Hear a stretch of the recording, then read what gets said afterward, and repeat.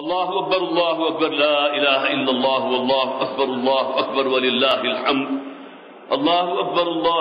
لا الہ الا اللہ واللہ اکبر وللہ الحمد اللہ اکبر لا الہ الا اللہ واللہ اکبر وللہ الحمد۔ حضرات، آج عید الاضحیٰ کا دن ہے۔ آج سے تقریباً 4,500 برس قبل 10 ذی الحجہ، یہ اصل میں یاد ہے کہ جو ہم مناتے ہیں حضرت ابراہیم علیہ السلام کی زندگی اور آپ کی سیرت کے ایک بہت بڑے واقعے کی۔ اللہ رب العزت نے جس نے اس کائنات کو پیدا کیا، اسے حضرت ابراہیم علیہ السلام کی ذات اور ان کا جو اسوہ ہے وہ اس درجے پسند آیا کہ حج جیسی افضل عبادت کے اکثر و بیشتر مناسک وہ ہیں جو حضرت ابراہیم علیہ السلام کی زندگی کے مختلف دور کی عکاسی کرتے ہیں۔ خواہ وہ صفا و مروہ کے درمیان جو 7 چکر آپ لگاتے ہیں، حضرت حاجرہ سلام علیہا کا جو بیٹا حضرت اسماعیل تھے علیہ السلام، نوزائیدہ بچے تھے، اللہ کے حکم سے حضرت ابراہیم علیہ السلام نے انہیں ایسی وادی میں وہاں چھوڑا ہے، بے آب و گیا وادی، جہاں دور دور تک کہیں کوئی سبزے کا، کہیں کوئی پانی کا نام و نشان نہیں تھا، اللہ کا حکم تھا۔ اور اس موقع پر ظاہر ہے کہ اب وقت نہیں ہے کہ کوئی تفصیل بیان کروں، لیکن یہ کہ اس موقع پر جو واقعہ ہوا تھا کہ حضرت ابراہیم علیہ السلام نے مسلسل 3 راتیں، روایات میں آتا ہے کہ ایک خواب یہ دیکھا کہ وہ اپنے ہاتھوں اپنے لخت جگر کو ذبح کر رہے ہیں۔ قرآن حکیم میں فرمایا گیا انی ارا فی المنام انی اذبحک فانظر ماذا تری۔ حضرت ابراہیم اپنے بیٹے حضرت اسماعیل علیہ السلام سے کہتے ہیں کہ اے میرے بیٹے، میں مسلسل دیکھ رہا ہوں خواب میں کہ میں تمہیں ذبح کر رہا ہوں، فانظر ماذا تری، ذرا مجھے بتاؤ تمہاری رائے کیا ہے۔ ظاہر بیٹا کون تھا؟ وہ اسماعیل تھے، اور باپ کون ہے؟ حضرت ابراہیم علیہ السلام۔ بیٹے کی عمر اس وقت 13-14 برس، اور وہ ابھی بمشکل جسے آپ کہتے ہیں کہ اس عمر کو پہنچے تھے کہ اپنے والد کا ہاتھ بٹا سکے، کوئی کھیتی باڑی میں ان کے کام آ سکے، اور کوئی عمر میں جو دنیاوی امور ہوتے ہیں ان میں ان کو جو ہے لوڈ شیڈنگ وہ کر سکے۔ لیکن یہ کہ اللہ تعالیٰ کا حکم ہے، عین اس وقت جب کہ وہ بالکل جوانی کی جو ہے حدود میں قدم رکھے تھے، اللہ کی طرف سے حکم آ گیا خواب کی شکل میں۔ تو بیٹے نے فوراً جواب کیا دیا تھا؟ فافعل ما تؤمر ستجدنی انشاءاللہ من الصابرین۔ ابا جان، جو حکم آپ کو اللہ کی طرف سے دیا جا رہا ہے اس پر عمل کر گزریے۔ اس کا حکم ہے بیٹے کو رخت جگر کو اگر ذبح کرنا ہے تو آپ اس حکم پر عمل کیجئے، آپ مجھے صبر کرنے والوں میں سے پائیں گے۔ تو اب یہ واقعہ اتنا بڑا واقعہ تھا کہ اللہ تعالیٰ نے اسے تا قیام قیامت ہر مسلمان کے لیے ایک واجب کی حیثیت سے متعین فرما دیا کہ حج کے وہ مناسک جو آپ وہاں ادا کرتے ہیں،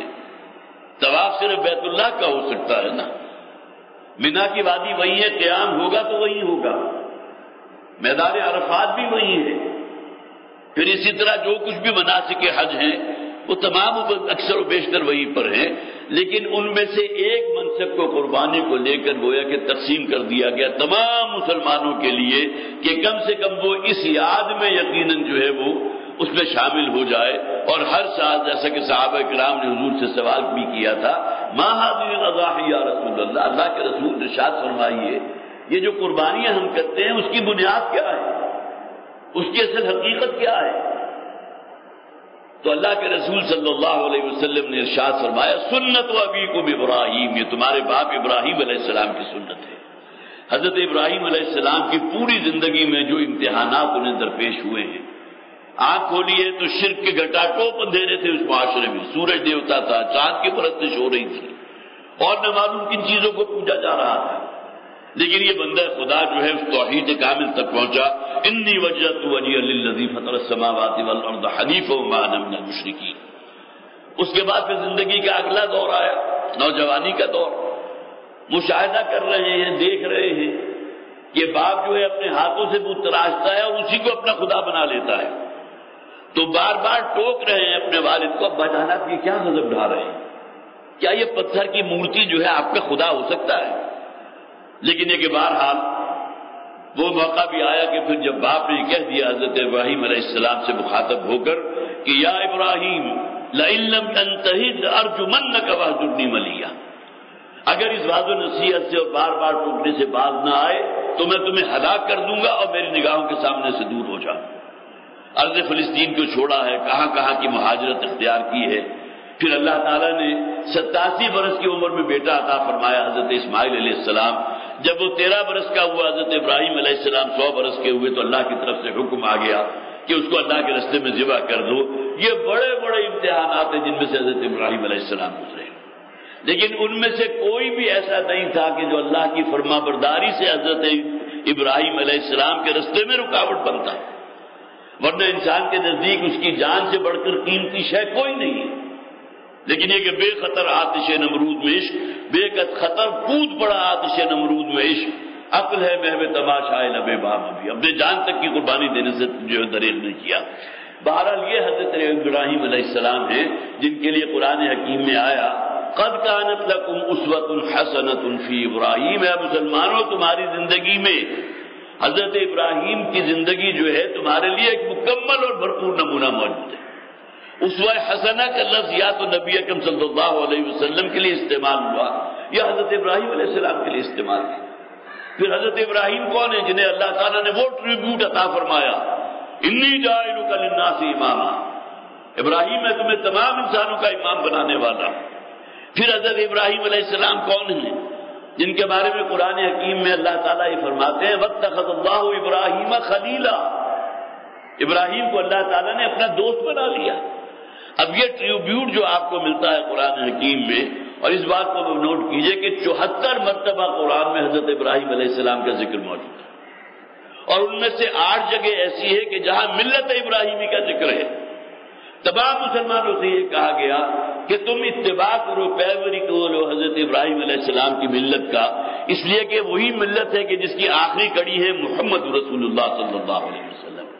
اسی طرح پھر نبی اکرم صلی اللہ علیہ وسلم سے واحد کے سیغے میں جو ہے وہ خطاب کر کے حضور سے فرمایا گیا واتبع ملت ابراہیم حنیفا، اے نبی صلی اللہ علیہ وسلم ہم نے آپ پر وحی کیا ہے قرآن، اور ہم ہی آپ کو حکم دیتے ہیں کہ آپ اتباع کیجئے، حضرت ابراہیم علیہ السلام کی پیروی کیجئے، ان کا اسوہ حسنہ اختیار کیجئے۔ اب معلوم ہوا کہ حضرت ابراہیم علیہ السلام کا جو مقام ہے اور ان کی زندگی کے جسے آپ کہیے کہ اصل شے جو ہمیں اخذ کرنی ہے وہ کیا ہے کہ اللہ کی اطاعت، اللہ کی فرما برداری میں کوئی شے رکاوٹ نہ بنے۔ خواہشات نفس ہے نا جو انسان میں پیدا ہوتی ہے، اس دنیا میں آگے سے آگے بڑھنا، روپیہ پیسہ جمع کر لینا، بہترین اپنے لیے عالیشان بنگلے تعمیر کرنا، بہترین ماڈل کی گاڑیاں ہونا، یہ تمام چیزیں کیا ہیں؟ وہ خواہشات جو انسان میں موجود ہیں، ان خواہشات کو ذبح کرنا، اپنی انا، دنیا کی محبت، روپیہ پیسہ جو تمہیں اللہ کی نافرمانی کی طرف ترغیب دے رہی ہے، ان تمام چیزوں کو صرف انسان جو ہے یہ نہ سمجھے کہ جو حیوان کے اوپر یا دمبے کے اوپر یا بکرے پر یا کسی گائے پر جو ہے اس کے گلے میں ذبح کر رہا ہے، چھری پھیر رہا ہے۔ اصل میں انسان کو یہ دیکھنا چاہیے کہ اس کے اندر کیا کچھ موجود ہے، ان چیزوں کو قربان کرے، اپنی دنیاوی خواہشات کو قربان کرے، یہاں کی روپیہ پیسہ حرام و حلال کی تمیز کو برقرار رکھے۔ اب یہ تمام چیزیں جو ہیں ہمیں کیا سکھا رہی ہیں؟ ایک دین اسلام وہ ہے کہ جس کا تعلق ہمارے ظاہر کے ساتھ ہے، نماز ہم پڑھتے ہیں، روزہ ہم رکھتے ہیں، اسی طرح ہم میں سے ہر شخص قربانی کرے گا، لیکن یہ کہ اصل شے جو مطلوب ہے وہ کیا ہے؟ نماز و روزہ و حج، قربانی و حج، یہ سب باقی ہیں، تو باقی نہیں ہے۔ اس ظاہر میں یہ چیزیں موجود ہیں، لیکن اندر وہ جو اصل جذبہ تھا، جو قربانی کا جذبہ تھا، جو ہم میں سے ہر شخص کے سامنے ہونا چاہیے، وہ مفقود ہے۔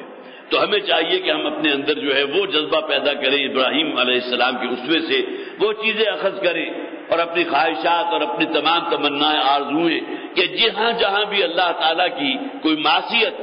یا فسق و فجور میں کہیں انسان ملوث ہوتا ہے، ان تمام چیزوں کی سے علل اعلان جو ہے اپنا تعلق ترک کر کے اپنے آپ کو خالصتاً اپنے رب، اپنے خالق اور مالک کے سامنے فرما برداری کی حیثیت میں پیش کریں۔ یہی اصل میں سبق ہے جو ہمیں سب کو دیکھنا ہے یہاں سے، اور پھر اس سے آگے بڑھیے۔ آج کل کے اگر حالات ہم اپنے سامنے رکھیں، آپ کو معلوم ہے افغانستان میں جو کچھ ہو رہا ہے، اور یہ ظاہر سی بات ہے کہ آپ کو بھی معلوم ہے، مجھے بھی معلوم ہے کہ طالبان کے پاس جنہیں اب وہ فتح حاصل ہوئی ہے کہ امریکہ جیسی سپریم پاور وہ دم دبا کر وہاں سے بھاگ جانے میں عافیت سمجھتی ہے۔ اس سے پہلے وہ جو USSR تھی اس کے جس طرح حصے بکھرے ہوئے تھے، اور وہ بھی وہاں سوائے اس کے کہ اللہ تعالیٰ کی مدد اور تائید اور نصرت انہیں حاصل تھی ان مجاہدین کو، اور ان کو بھی وہی حاصل ہے، ورنہ کوئی مقابلہ ہی نہیں۔ ان کے پاس کیا چیزیں ہیں؟ جبکہ امریکہ کے پاس وہ چیزیں، وہ آلات موجود تھے، سامان حرب موجود تھا کہ جس کا بھی مقابلہ نہیں کیا جا سکتا۔ تو صرف اور صرف اللہ کی مدد، ان تنصر اللہ ینصرکم، اگر تم اللہ کے وفادار رہو گے، اللہ کی فرما بردار رہو گے، اللہ ہی کی اطاعت کرو گے، اللہ کے رسول ہی کی اطاعت کرو گے، تو اللہ تعالیٰ کی مدد آ کر رہے گی۔ اور حال ہی میں آپ حضرات چند جملے میں اس کے بارے میں بھی کہنا چاہتا ہوں کہ ملک خدادات پاکستان جو اسلام کے حق کے نام پر حاصل کیا گیا تھا، اب وہاں جو تبدیلیاں آ رہی ہیں، جو کہا جا رہا تھا بڑی تبدیلی آئے گی، تو یہ تبدیلیاں ہمارے سامنے ہیں۔ اور جس قسم کا ڈومیسٹک وائلنس جو ہے، اس کا معاملہ جو ہے اٹھا ہے، اور پھر علماء کی طرف سے اور ہر مسلمان کے لیے جو ہے اس کے اندر ایک احتجاج پیدا ہوا۔ آپ حضرات کو معلوم ہونا چاہیے کہ یہ وہ بل ہے کہ جو ابتداء پارلیمنٹ سے پاس کرا لیا گیا، لیکن ہماری پارلیمنٹ میں کس قسم کے افراد موجود ہوتے ہیں؟ اگرچہ ہمارے ہی ووٹ کے نتیجے میں وہ جو ہے وہاں پہنچتے ہیں، لیکن ان کا اخلاقی معیار کیا ہے اس کا اکثر آپ کو نظر آ جاتا ہے پارلیمنٹ کے ایوانوں کے اندر۔ اور پھر یہ کہ ان میں سے اکثر و بیشتر نے تو وہ بل پڑھا ہی نہیں، اب پڑھے بغیر جو اس کے حق میں ہاتھ کھڑے کر دیے، پارلیمنٹ سے پاس ہو گیا۔ پھر اسی موقع پر جبکہ بجٹ سیشن ہو رہا تھا اگست میں نہیں، غالباً جون میں یا اپریل میں ہو رہا تھا، جون میں ہو رہا تھا، اس موقع پر جو ہے اس کو سینٹ سے بھی پاس کروا لیا۔ اب گویا کہ صرف صدر پاکستان کے دستخط ہونا باقی تھے، اور اس کے بعد اس نے آرڈیننس کی شکل اختیار کر لینی تھی، جبکہ اس کے اندر واقعتاً ایسی چیزیں موجود ہیں جس کا کئی دور پار سے تعلق اسلام کے ساتھ نہیں۔ اسلام کیا کہتا ہے؟ الرجال قوامون علی النساء، جو مرد ہے، جو سربراہ ہے کسی خاندان کا، اس کے ہاتھ میں اختیار ہے۔ اور ہم اصل میں اپنے ہاتھ لانا چاہتے ہیں مغرب کا وہ فرسودہ نظام، جہاں اخلاقیات کے جو ہیں وہ دھجیاں بکھر رہی ہیں،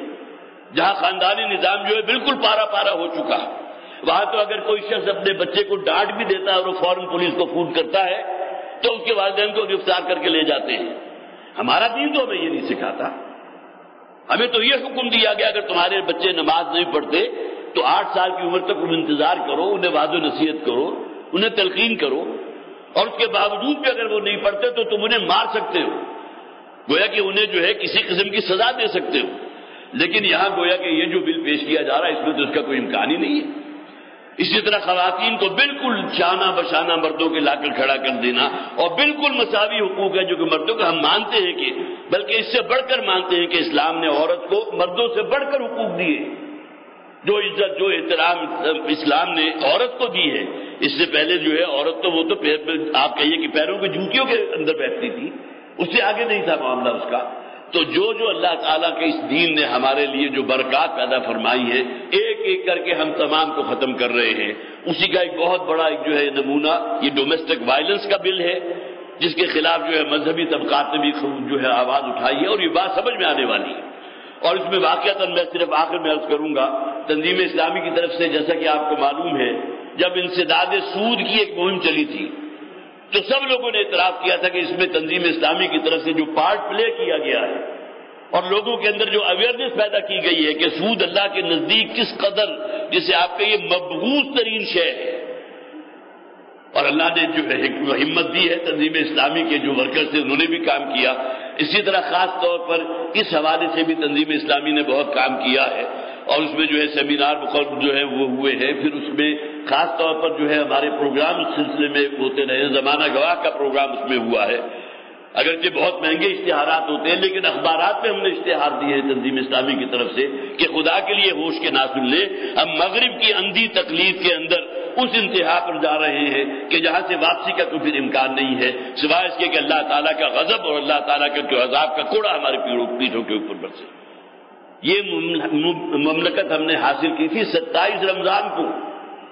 27ویں شب تھی کہ جبکہ پاکستان کا جو ہے مقدر اللہ کے طے ہوا تھا۔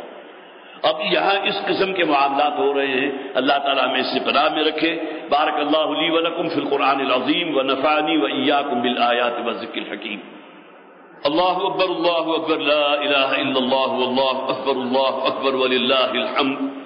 اللہ اکبر لا الہ الا اللہ واللہ اکبر وللہ الحمد اللہ اکبر لا الہ الا اللہ واللہ اکبر وللہ الحمد الحمد للہ نحمده ونستعینه ونستغفره ونؤمن به ونتوکل علیہ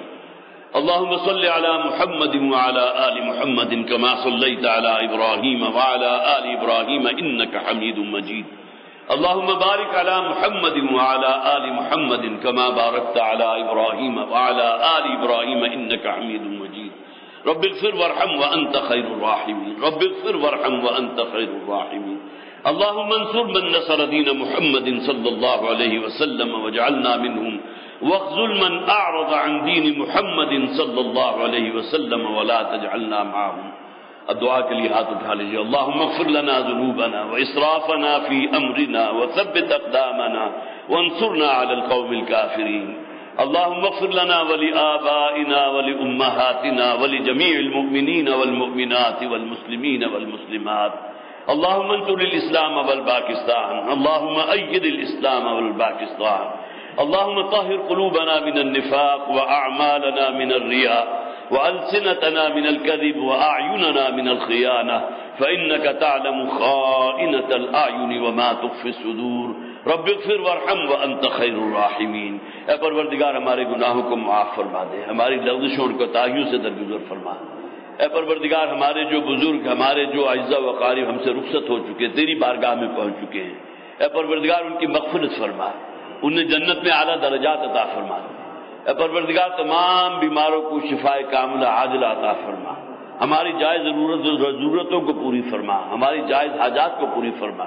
یا حی یا قیوم برحمتک نستغیث یا حی یا قیوم برحمتک نستغیث یا حی یا قیوم برحمتک نستغیث وصلی اللہ تعالی علی خیر خلقہ محمد وعلی آلہ واصحابہ اجمعین برحمتک یا ارحم الراحمین